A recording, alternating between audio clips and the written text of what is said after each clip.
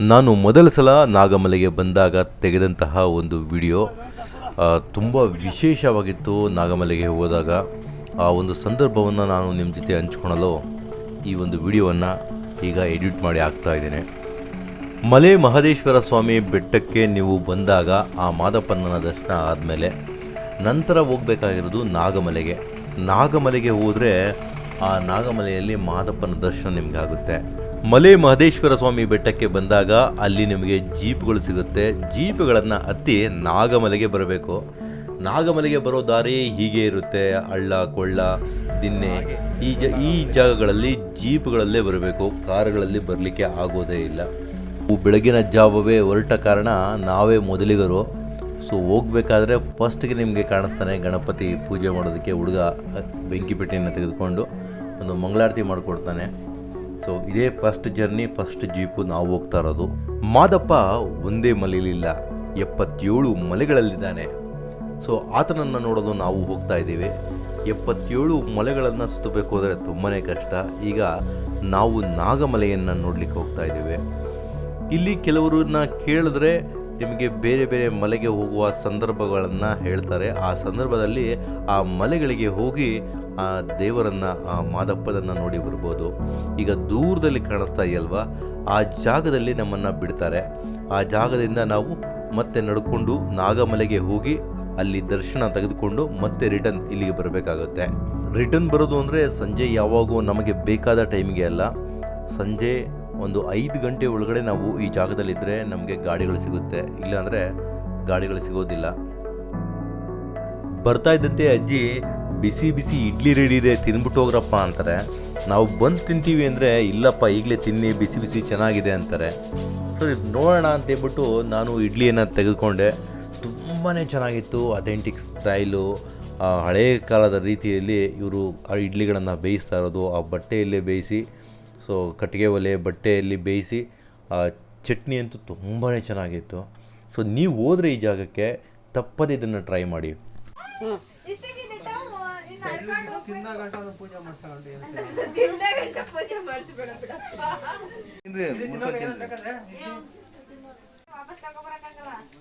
Super ಅಂತ ಹೇಳು, ತೋರಿಸು ಚೆನ್ನಾಗೈತೆ ಅಂತ ಹೇಳಲ್ಲ.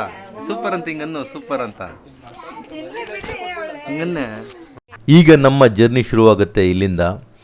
ನನಗೆ ಎಷ್ಟೋ ವರ್ಷಗಳಿಂದ ಹೇಳ್ತಾ ಇದ್ರು ನಾಗಮಲೆಯ ಬಗ್ಗೆ. ನಾನು ಮೊದಲಿಗೆ ಈಗ ನಾಗಮಲೆಯನ್ನು ನೋಡ್ತಾ ಇದ್ದೀನಿ. ಹೋಗಬೇಕಾದ್ರೆ ಈ ಕಲ್ಲು ಮುಳ್ಳು ಎಲ್ಲವನ್ನು ನೋಡಿಕೊಂಡು ಹೆಜ್ಜೆ ಇಟ್ಕೊಂಡು ಹೋಗಬೇಕು ಇಲ್ಲಿ. ಸೊ ಯಾವ ರೀತಿ ಇದೆ ನೋಡಿ ಈ ಜಾಗ. ಸುಮಾರು ಕಿಲೋಮೀಟರ್ಗಳು ನಾವು ನಡಿಬೇಕಾಗತ್ತೆ. ಈ ಕಲ್ಲುಗಳಲ್ಲಿ ಯಾವುದೇ ರಸ್ತೆ, ಸರಿಯಾದ ರಸ್ತೆ ಇರೋದಿಲ್ಲ. ಮಾದಪ್ಪನ ಬೆಟ್ಟಕ್ಕೆ ಈ ರೀತಿ ನಡೆಯೋದೇ ಒಂದು ಸುಖ ಅನಿಸುತ್ತೆ.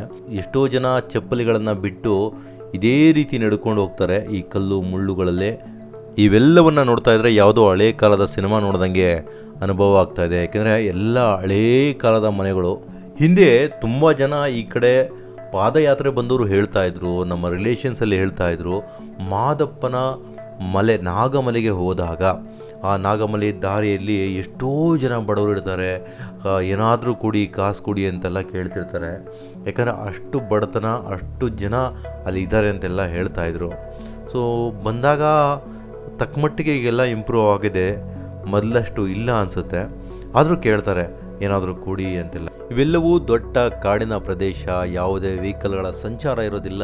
ಹಾಗಾಗಿ ಇಲ್ಲಿ ಡೆವಲಪ್ಮೆಂಟ್ ಸ್ವಲ್ಪ ಕಮ್ಮಿನೇ ಇರುತ್ತೆ.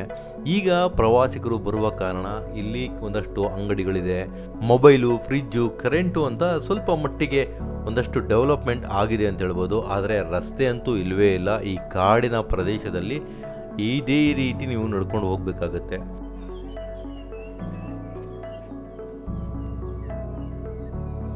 ಇಲ್ಲಿನ ದಾರಿಗಳು ಅಲ್ಲಲ್ಲಿ ಚೇಂಜ್ ಆಗ್ತಾನೆ ಇರ್ತದೆ. ಕೆಲವು ಕಡೆ ಕಲ್ಲಿರುತ್ತೆ, ಕೆಲವು ಕಡೆ ಮಣ್ಣಿರುತ್ತೆ, ಕೆಲವು ಕಡೆ ಸಮತಟ್ಟಾಗಿ ನಡೆದುಕೊಂಡು ಹೋಗಲು ಆರಾಮಾಗಿರುತ್ತೆ. ಈ ರೀತಿ ಕೆಲವು ಅಂಗಡಿಗಳು.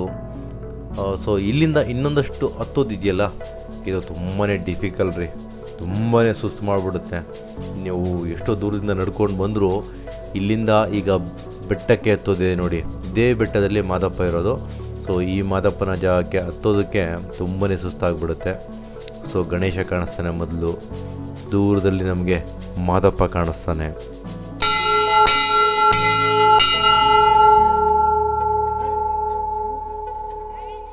ಎಲ್ಲರೂ ಈಗ ಜೋರಾಗಿ ಹೇಳಿ ಉಗೇ ಮಹಾತ್ಮಲಯ, ಉಗೇ ಮಹಾತ್ಮಲಯ, ಉಗೇ ಮಹಾತ್ಮಲಯ. ನಾನು ಹೋದಾಗ ತೆಗೆದಂತಹ ಒಂದಷ್ಟು ವಿಡಿಯೋ ಕ್ಲಿಪ್ಸ್ ಅಷ್ಟೇ ಇದು.